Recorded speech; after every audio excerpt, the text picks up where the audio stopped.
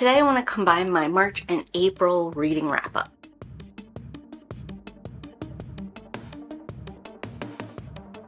Angel by Amy Cross. I love the summary of this story as a man whose father had killed someone, so he traveled back with that person's body to their hometown so he could apologize on behalf of his father and perhaps try to come to some kind of reconciliation. And since this is a horror novel, when he gets there he finds out some of the legends and stories surrounding the town are true and something might be tracking him and seeking revenge, and he might really have to pay for the sins of his father. I thought it would be my thing 100%. I ended up putting the story down pretty early into my read because it was very slow paced. Really what I wanted was to jump right into it with the guy, and then we could have revealed some of this other stuff as time went on.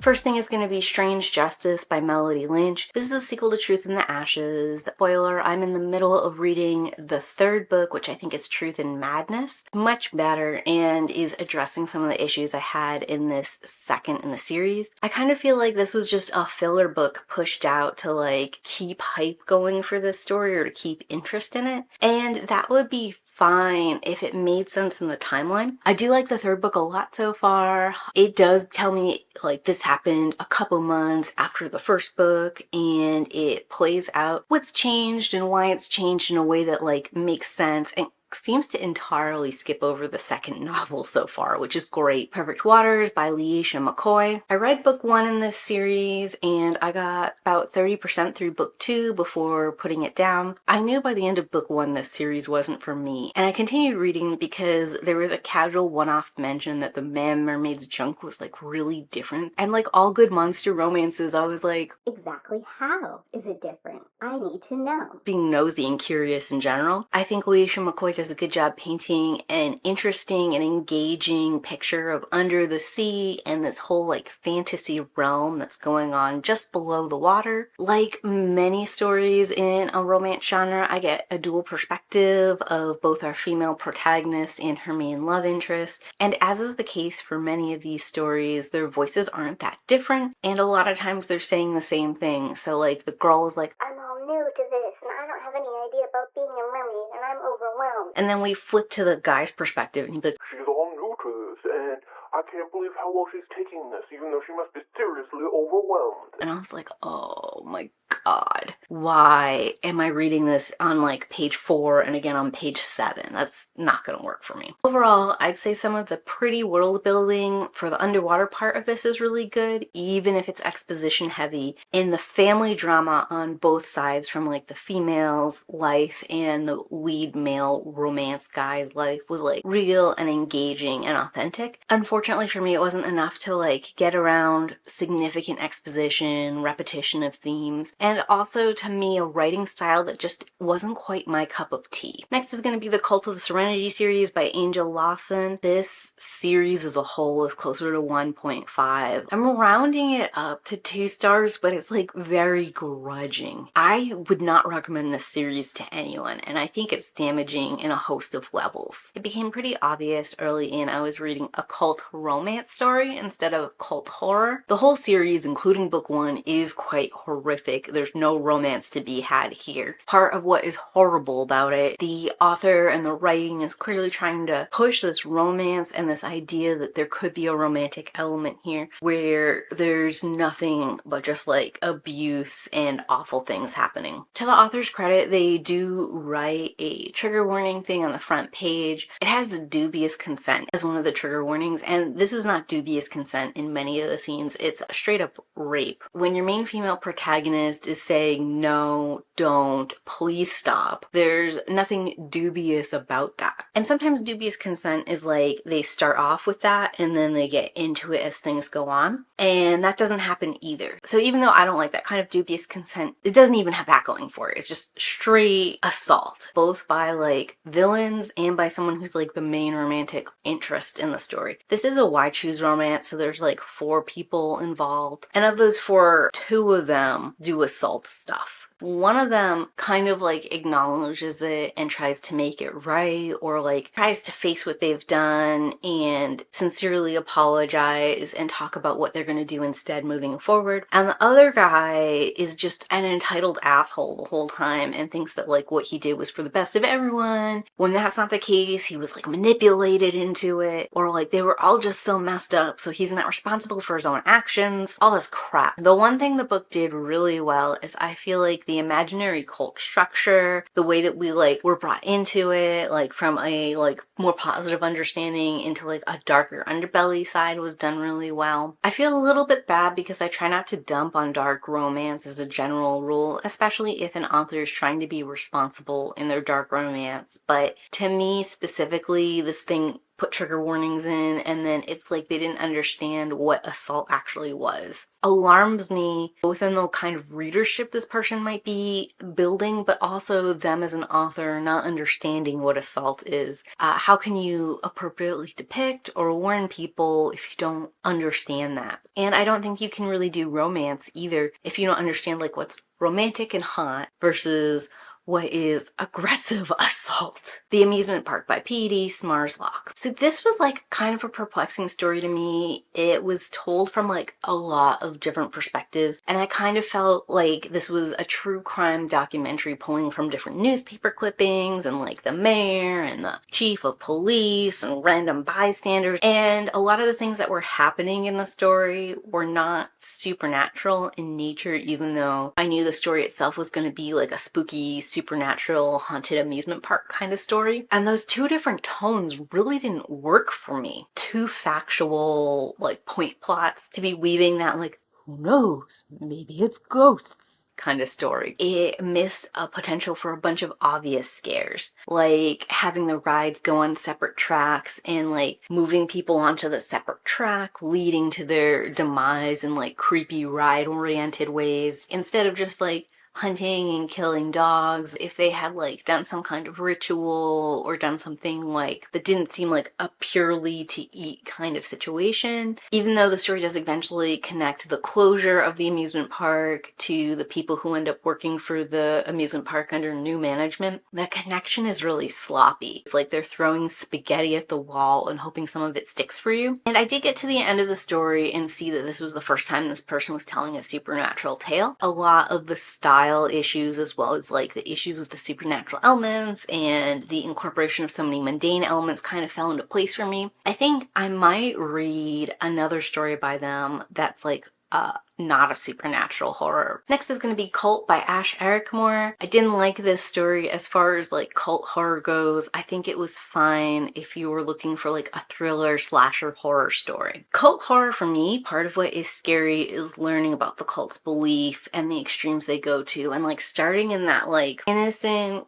looking for some meaning kind of place and going to like that dark, There's no escape for me, I'm in too deep. In like 70 or 81 pages, like there's not really enough breathing room to like unpack a cult's belief and like slowly introduce someone into it. The way Ashmore handles this is he immediately drops an innocent family into like a depraved situation, and they go full like Texas Chainsaw Massacre kind of vibe, versus like slowly introducing these elements, which is fine, I guess. It just wasn't what I wanted. The cult called Freedom House and its sequel, The Coven of Retribution by Stephanie Evelyn. So the cult called Freedom House on its own, probably like actually 3 stars. The problem is its sequel, The Coven Called Retribution, retcon some of the things we read in the first book. That book itself, I didn't finish it, but it's a 1 star for sure. So when I was like scaling it and trying to figure out where to put the series as a whole, it sinks into 2 stars. Like some of these other stories, it has a ton of perspectives going on and really gives it more of a police procedural kind of feeling than it does like a horror or like emotional character journey or like this like downward spiral into like cult madness. It was very obvious from the beginning we were going to end up with like a group suicide, Waco style situation between the cult and the police. And part of what's scary for me about cult fiction is not knowing exactly where the story is going to go. So spelling it out so early into the tale, kind of a turn off to me. The story does really well in some ways introducing us to the cult, like sort of reintroduces us to the cult through this 14-year-old's eyes as she like joins joins the cult and slowly initiates up the levels. Because she is 14 and because she comes from an abusive home, like very little is needed to tip her into like this kind of loyal follower mind. So you understand and empathize with her, and you're like worried for her and you want good things for her. And at the same time, you get to go on this ride through a vehicle where it's easier and you don't have to keep being like, I would resist this. may or may not be true, but is like this natural gut reaction people have when they're hearing cult stories. I think the general premise of the cult was enough without going into too much detail. I think some of the activities the cult was doing like are reminiscent of other things that you can see in other cults to make it like feel grounded and real. The whole cop part I did not like and felt very disengaged from. There is a lot of coincidences, like people who just happen to be brothers or sisters of these people, or happen to know other people, or happen to be at this other site. But all of that felt weird and out of place in book 1. When you get to book 2, some of those connections start to pay off, but the issue is that book 2 takes what was like a straight horror cult story with no supernatural element and introduces magic, immortality, and the idea of like demons and witches. Hugely disrespectful and like a huge cop-out. You had such like this real grounded premise that felt like it could be happening in the real world to some degree, and then you pulled back and were like, It's all about magic, you know? There's evil in the world, it's real, and you can see it in demons. I was like, What is happening? Why? that's when I put that second book down, and retroactively it made me dislike the first book in this series.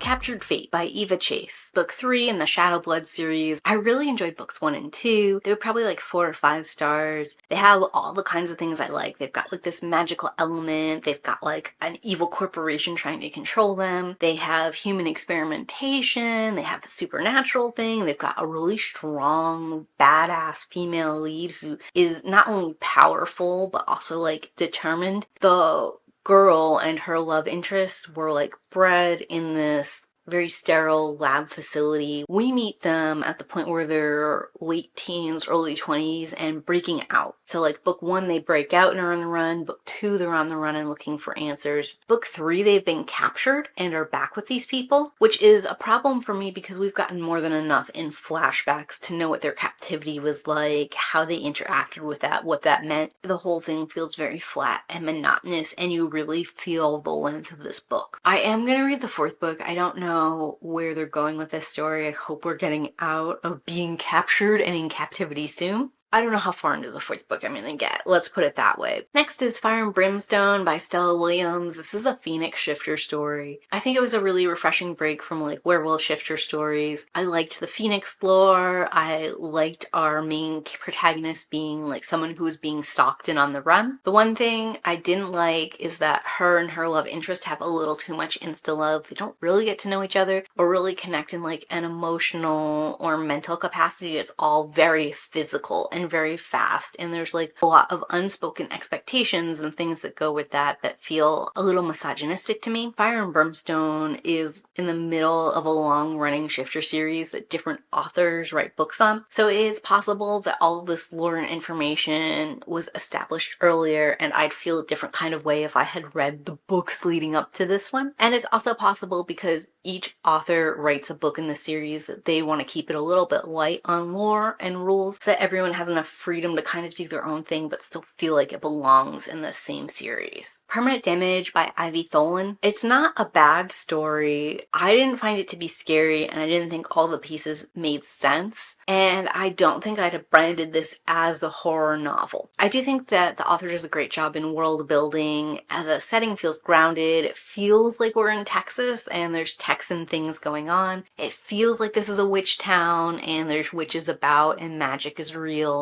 And even though there are witches and magic is real, it's not common enough that like the greater world really embraces it or knows about it. But the characters were just like a little bit off for me. I think maybe the story was a little bit like juvenile for me and geared towards like maybe young adults or like new adults, and I'm just a little aged out of that category. I didn't feel like I connected super well to our protagonist. I hated that the story was told out of time time. So we'd be like 5 years in the past, then we'd be present day, then we'd be like 3 years in the past, present day. I felt like yanked around a lot, which to me says it's not a very good story. And the other thing about being yanked back and forth in time is I was never happy reading what I was reading. I always wanted to be in the past or further on in the present. And I don't like... Next is Maniac Menagerie by Ian Robb Wright. I like the premise, which is basically Jurassic Park, but instead of dinosaurs, we use serial killers. And I love the complexity with which this was brought together. We address some of the capitalism things and some of the ethics in keeping serial killers for show, and we address like society and the public's obsession with true crime and serial killers specifically, and how people might pay to witness certain things. And I mean, what didn't work for me is I thought our main character wasn't the right person to go on this journey, number one. But number two, like, it kept being hinted that he had a dark past and he had a connection to one of the serial killers who was like the worst serial killer in there. We find out about the connection in a reveal. And then a couple pages later, we find out that wasn't all of the connection he had. He has more of a connection. And then we find out a couple pages later, that wasn't all.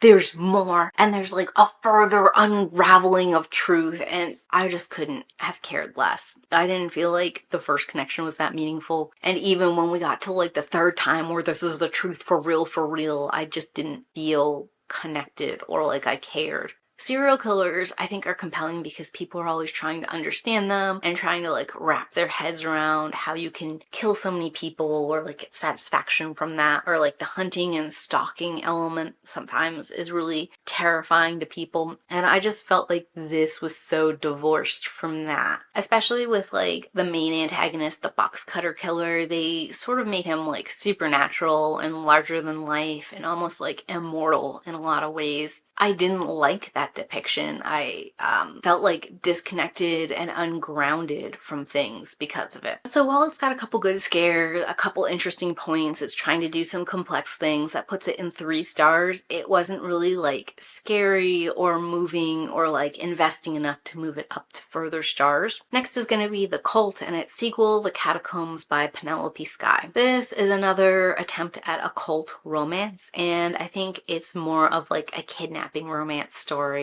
The Cult is fine. I like the main character. I thought she was like plucky and resilient and was doing all the things you kind of want a hero to do. So in that way, she was good. I liked her relationship with the child. I thought they did well both like developing a protective streak for her while she was in the cult and like further developing our relationship when the two escape. I think the most compelling aspects of the series for me was sort of like as a trauma recovery style story instead of like occult horror or even like a kidnapping thriller kind of thing. I didn't like the main love interest, so I can't speak too much to that. Penelope Sky seems to do a lot of like mafia romance sort of stories or like crime syndicate kind of stories. This feels like sort of a spin-off of that. If you're looking for like that cult horror or like a cogent cult where everything makes sense and comes together, a belief system that you could see anyone buying into, that's not part of this story. I feel like the writing was decent in this and the pacing was good, and that's part of why it's here at 3 stars for me personally. Next is going to be The Shuddering by Ania Ailborn. I tried to do a reading vlog of this one, so maybe there's more information on the channel soon to come. What attracted me to this story is that it is a popular horror story here on BookTube with pretty high ratings, and I thought I would give it a try for its spooky creature, winter kind of vibes. One of the things that I'm learning about myself is I really prefer like a slow build and the sense of uncertainty in horror versus something that gives you like that immediate horror sense but like also gives away that Obviously, the creatures are real. and this story almost immediately confirms that there are creatures in the woods. Not supernatural, they just like hide high up in the Rockies and the severe weather has brought them down starving and hunting for anything. I loved the writing style in this story and I would definitely read something else by this author. I thought the character work was pretty decent. I didn't like how they did my girl April. I know we weren't supposed to like her, but up until like very late in the story, I enjoyed her take quite a bit and didn't relate to like this whole high school melodrama, lost love, yearning, pining, married someone else kind of thing. I always think that kind of stuff is stupid. I guess it's very common in the real world, or we wouldn't see it so much in books, but it's just not something that I personally can relate to, like, at all. I don't think that love is the only thing that makes a relationship work.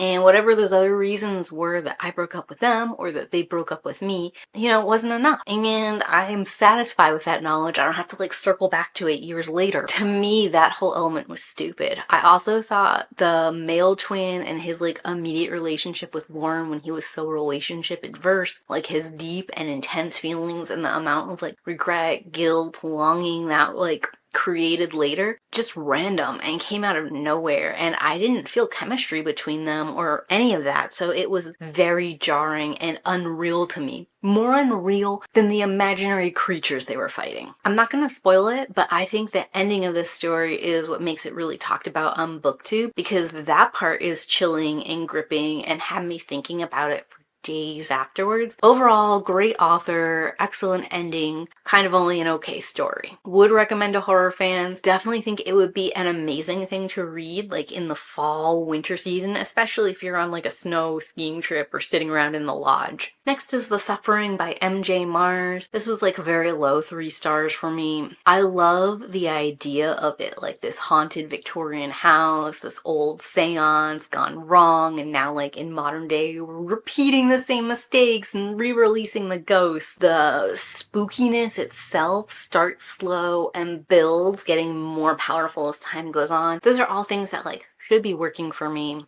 And I was invested almost immediately in the story. I liked when we started the story from Cassie's perspective. I liked the quirky, not like other girl sort of trope, where she is in a Halloween costume of a praying mantis with a dead bug on her arm. Like, I thought that was fun, and I thought that her with a group of boys, and all the boys are pretty, like, stereotypical horror people, was interesting, to show that she also liked spooky stuff and, like, hanging out with the guys, but she didn't have the same kind of, like, immediate outlet of, like, Jason or another slasher horror person, so she kind of had to make it up and do something creative and more interesting. I would have liked a lot more of that kind of flavor, but Cassie herself kind of transforms into a nothing burger pretty early in and becomes very unrelatable and unlikable.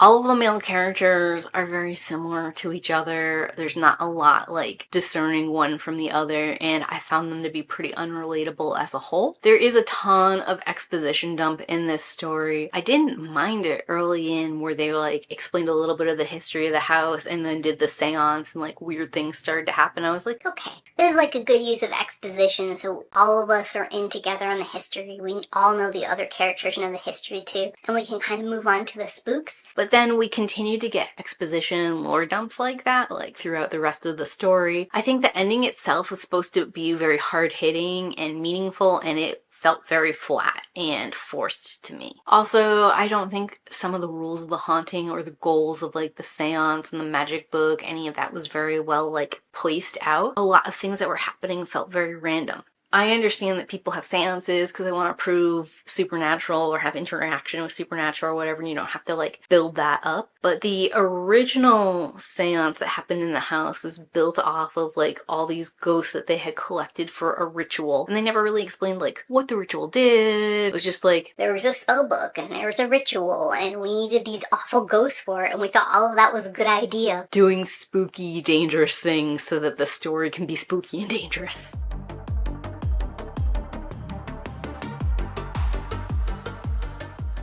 First is going to be Demonic by Jeff Strand. I have never read anything by Jeff Strand before, but I've known about him for a while because he's one of my friend's favorite authors. This specific book was recommended to me via the Goodreads algorithm based off of some of the other horror stories I've been reading, and I figured I'd pick it up and give it a shot. I'm really glad I did. This is such a good story. The basic premise is this one man is co-worker with another woman who he's kind of friendly with. She reveals not only is she being abused by her husband, but her husband is kind of a serial killer and she's afraid of him. So the co-worker decides to take things into his own hands. The only problem is that when he kills this guy, he won't stay dead. Cue supernatural chase fight scene from there. It was really like a great combination of like extreme horror and gore and comedy. The pace is perfect. Like it doesn't linger too long and the scenes keep moving and pushing the story forward. The characters seem to be asking like all of the important questions and they're doing it in kind of like a quippy, sassy way that's entertaining. A lot of their plans were unique or creative or like I didn't know 100% 100% where the story was going or what it would do next. And that was really fun. There's a lot of moments where I was like laughing in the story and like excited about where it was going or what it was doing. I just really enjoyed it and I had such a good time. I really love this style of writing and the style of characters we had. They were like kind of quirky, a little bit offbeat. They had their own kind of goals, and that like created this push and pull between like the two main protagonists that made everything kind of come together and be more dramatic. And I think this was like a fun way to do a supernatural serial killer style story. The supernatural element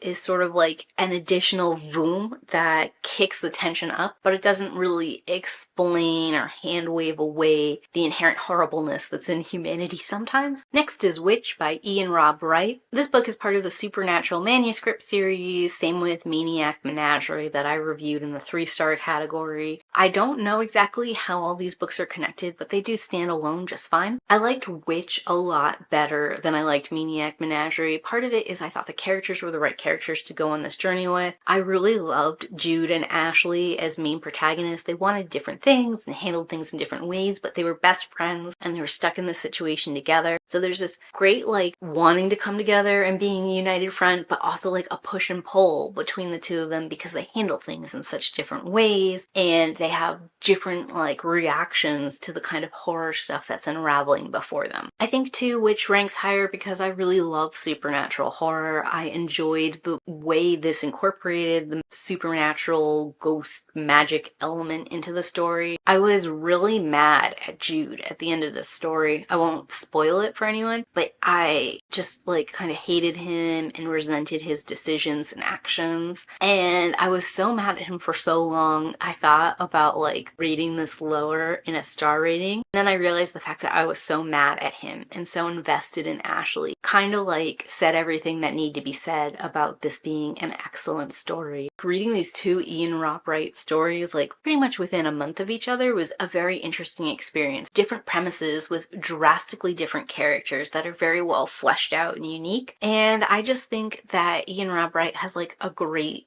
author storytelling mind and is like a pretty talented writer that he can tell such different stories with vastly different characters and do both of them pretty well. I haven't found something else in the Haunted manuscripts yet that's like piqued my interest, but he is definitely an author who's on my radar. I'm probably coming back to at another point in time. Next is Heart, Haunt, Havoc by Freda's Moon. I loved this story. I thought it was a lot of fun. It had like the right amount of horror, the right amount of gothic like longing and like morose elements. It's just like a perfect little combination of things that comes together really well and tells like a great single story, but is also kind of like a launching pad for a longer series with this duo cast going out to fight possessions, demons, hauntings, and stuff. I'm really excited for more in the series. I loved these two characters. I thought they had a great dynamic between the two of them. I liked their backstories. I liked how those backstories wove into the problem at hand. And I'm excited to see like all of these elements continue to come together and work really well in future series. And last thing I read in April was His Curvy Rejected Mate by Kate C. Wells. This is book 4 in the 5-pack series, and it is a return to form. Some of you guys might know that I did not like book 3 in this series at all, but I love book 1 and 2, with 2 possibly being my favorite, and book 4 is a strong contender to be a new favorite. I really like Flora as a main protagonist character, and I thought her love interest Alec was fine. He has some of that misogyny I really didn't like in Yuna's love interest. Like, he's obsessed with her sexual history and the fact that he's not going to be her first like intimate relationship, which I think is gross and inappropriate and problematic in a lot of ways, that we keep like redeeming people who think this way, and like pushes the whole purity culture narrative that I'm not cool with. But I do think that this guy overall is a lot softer than Yuna's love interest. Like, he is a jerk and he does things that are not okay, and that I don't necessarily think that Flora should have forgiven him for. But at the end of the day, when Flora stands up, decides what she wants, and it's that she is not going to live in this pack or take this anymore from these people, He follows her to a new pack. He tries to like establish himself in that pack, make her comfortable, and like he begins to see and understand how some of those issues are problematic and how they have these lingering effects and a lot of minefields and stuff that he thought was like very basic and everyday within Flora's life specifically. And it like leads to him being more sensitive and better understanding other people's perspectives, and also just like being a more caring partner to Flora and being better to people around him in general. So I felt like his redemption arc was, plus they go to the Old Den pack, which is where the book 2 protagonists like had gone to establish a pack. I love their pack. I think all the packs should go to Old Den pack or become like Old Den pack. I'm still really anxious to find out more about Kennedy and Kennedy's love story. Hopefully she does get her own story sometime in this 5-pack series, and hopefully instead of staying in Quarry Pack, she comes over here to Old Den because I feel like she belongs here too. In fact, I think all the girls can come hang out in Old Den and we can decide whether or not their mates are worthy, or they just have to like earn it as an outcast first. And that's all the stories I read here in March and April. Overall, it was okay as a combined reading month, but I feel separately neither one of them like quite make it as great. But what about you guys? What kind of genres are you looking into for May? And did you read anything awesome in March and April? Tell me in those comments down below. And as always, keep reading. Bye!